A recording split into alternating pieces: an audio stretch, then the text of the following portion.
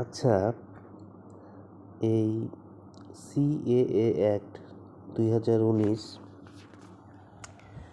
এর কিছু সমালোচনা আরও আছে।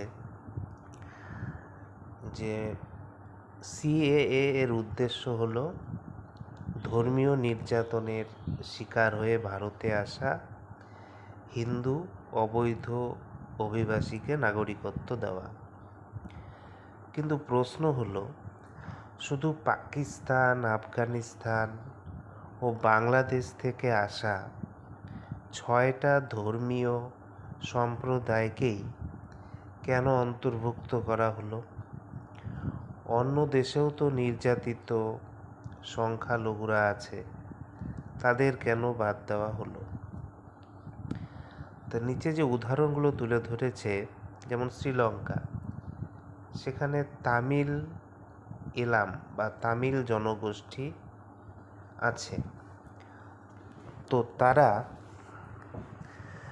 ভাষাগত সংখ্যালঘু, তারা ওখানে সেই হিসাবে দীর্ঘদিন ধরে ওরা নির্যাতনের শিকার হচ্ছে, কিন্তু তারা তো সিএএ এর আওতায় নেই। বলছে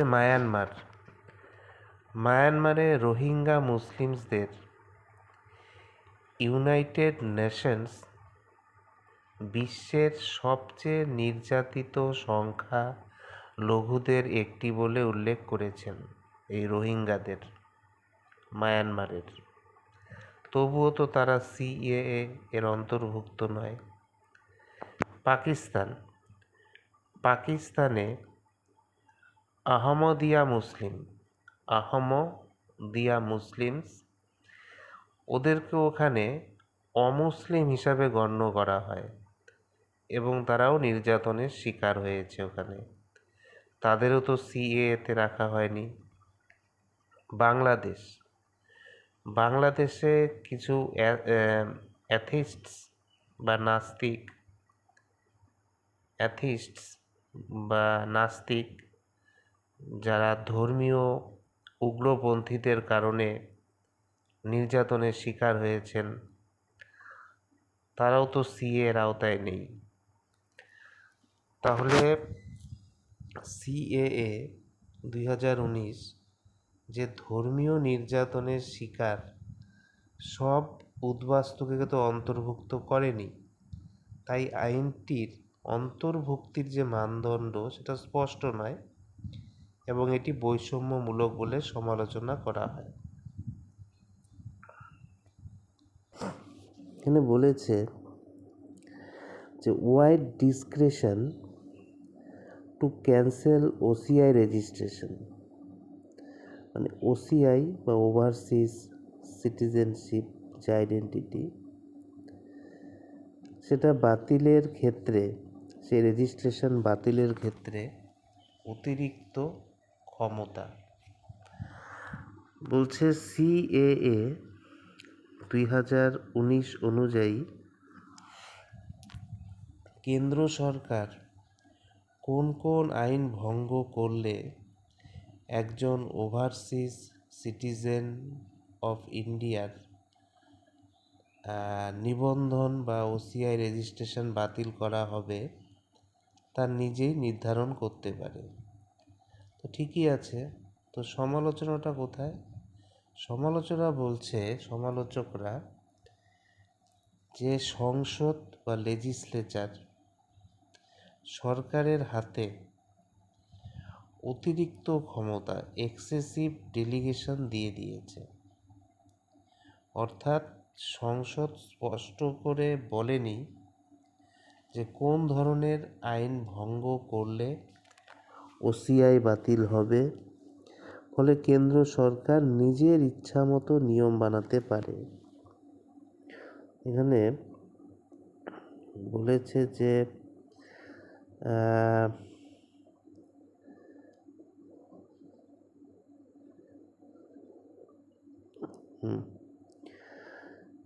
এতে ক্ষমতার অপব্যবহারের আশঙ্কা থাকে। কেন এটি সমস্যা? কারণ সুপ্রিম কোর্ট অফ ইন্ডিয়া বহুবার বলেছে যে সংসদ যদি সরকারের কাছে ক্ষমতা দেয়, তাহলে সেই ক্ষমতা ব্যবহারের জন্য যে নীতি, পলিসি, মানদণ্ড, স্ট্যান্ডার্ড ও নির্দেশিকা মানে গাইডলাইন দিতে হবে। কিন্তু সিএএতে এগুলি স্পষ্টভাবে উল্লেখ করা হয়নি। হ্যালো, এবার বলছে কনসার্নস ইন নর্থ ইস্ট, মানে উত্তর পূর্ব ভারতের যারা মানুষ, বিশেষ করে আসাম, মনে করেন যে সিএএ তাদের ভাষা, সংস্কৃতি ও জাতিগত পরিচয়ের উপর প্রভাব ফেলতে পারে। আসাম অ্যাকর্ড মনে আছে? আসাম অ্যাকর্ড পড়েছিলাম। তো আসাম অ্যাকর্ডে বলা আছে যে 24 মার্চ 1971 এর পরে যারা অবৈধভাবে আসামে প্রবেশ করেছে তাদের বহিষ্কার করার কথা বলা হয়েছিল। কিন্তু সিএএ কি বলছে? যে ধর্মীয় নির্যাতনের শিকার কিছু অবৈধ অভিবাসীকে নাগরিকত্ব দেওয়া যাবে। আর কাট অফ ডেটটা করা হয়েছিল 31 ডিসেম্বর 2014, অর্থাৎ 1971 থেকে 2014 পর্যন্ত আসা কিছু ব্যক্তিও নাগরিকত্ব পাওয়ার সুযোগ পাচ্ছেন। তো সমালোচনাটা হচ্ছে আসামের মানুষের মতে যে আসাম অ্যাকর্ড এটা মূল চেতনার বিরোধী। এতে আসামের ভাষা, সংস্কৃতি ও জনসংখ্যার ভারসাম্য পরিবর্তিত হতে পারে, তাই ব্যাপক আন্দোলন, প্রতিবাদ হয়।